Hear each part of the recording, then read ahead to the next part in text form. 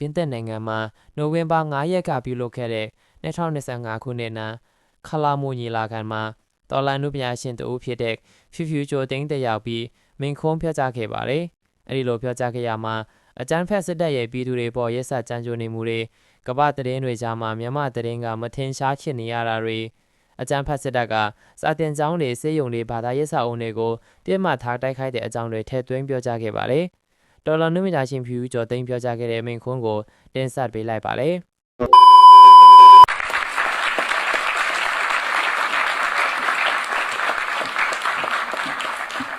Mingalaba. Bonjour à tous. Good afternoon, ladies and gentlemen.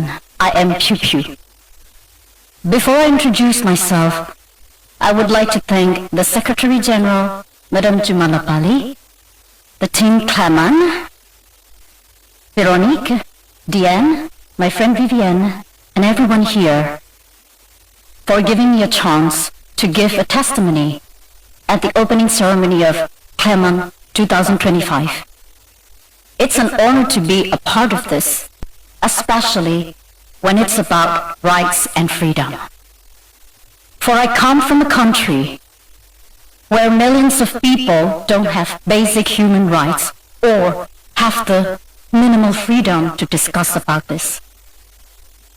I am a celebrity singer-songwriter performer from Burma and a political refugee in France.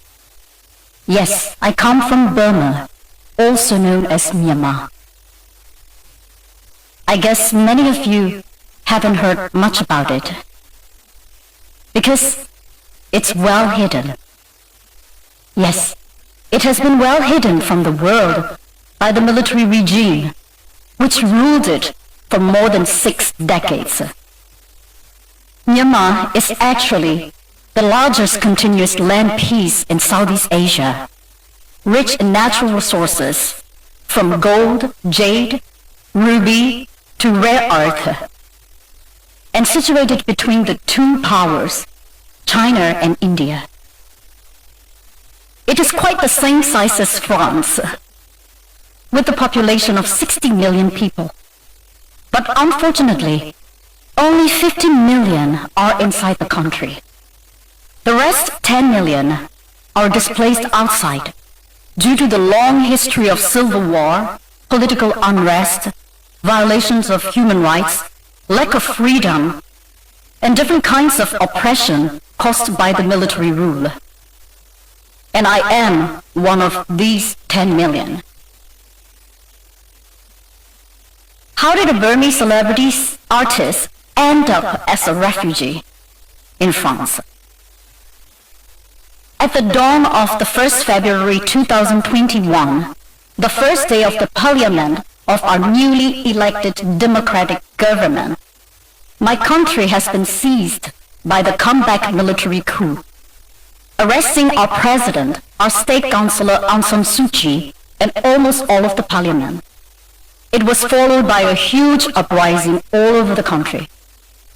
A few weeks later, the hunters started to gun down the peaceful protesters. I published a song called Tears on my social media with the footages of the violent crackdown of the peaceful protest. The song became viral and the hunter put me on the warrant list with the accusation of defaming the state under the Penal Code 505A, in which the accused can be imprisoned for at least 3 years.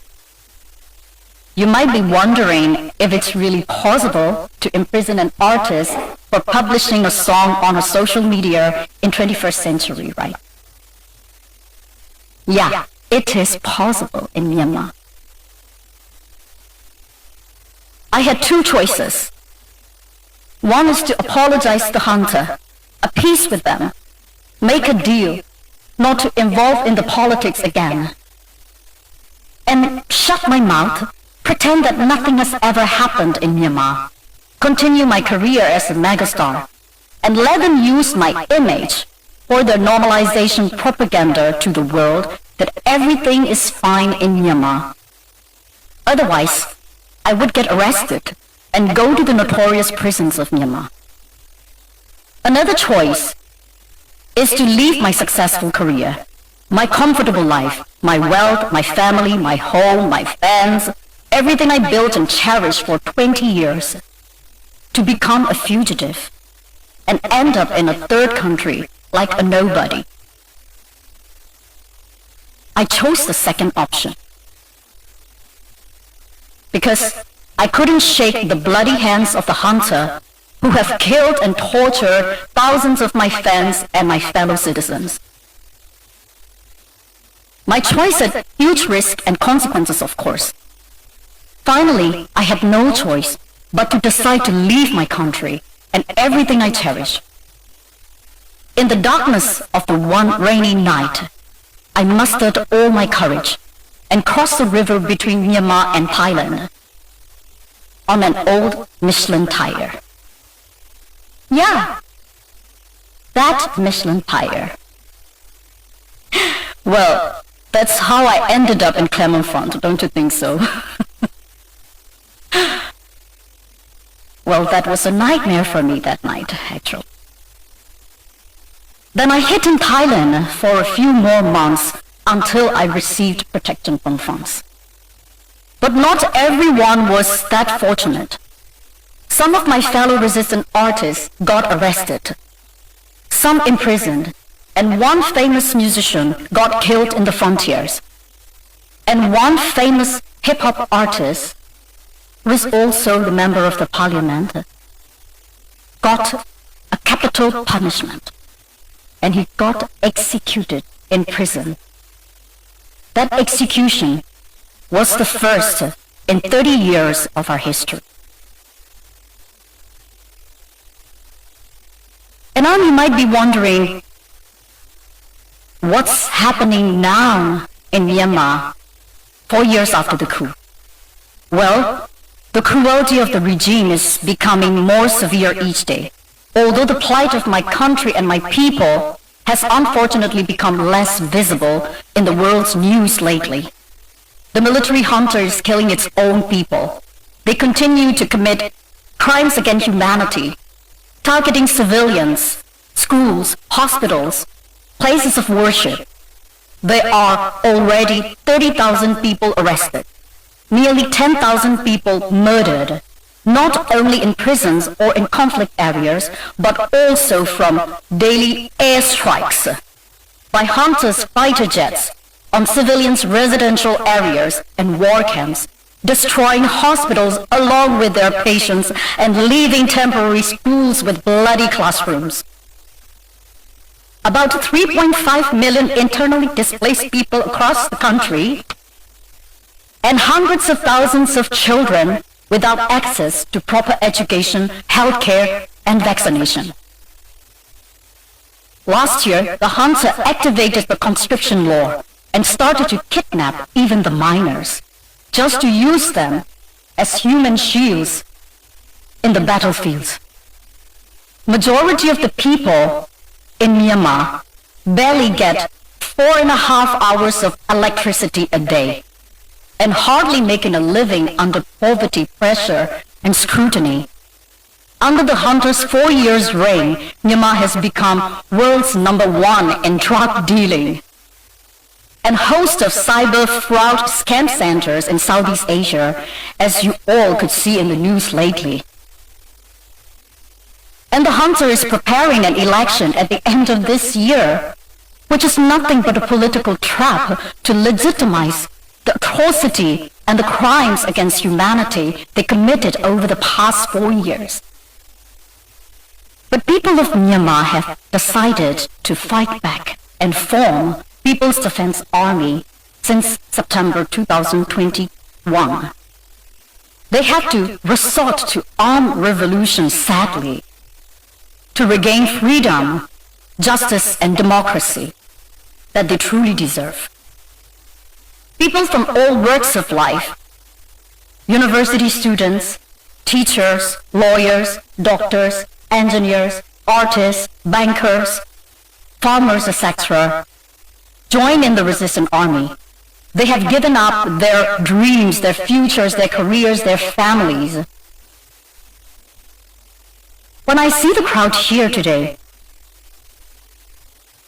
you remind me of hundreds of thousands of young people, as young as 17 and 18 like you, fighting in the jungles of Myanmar to get back their basic rights.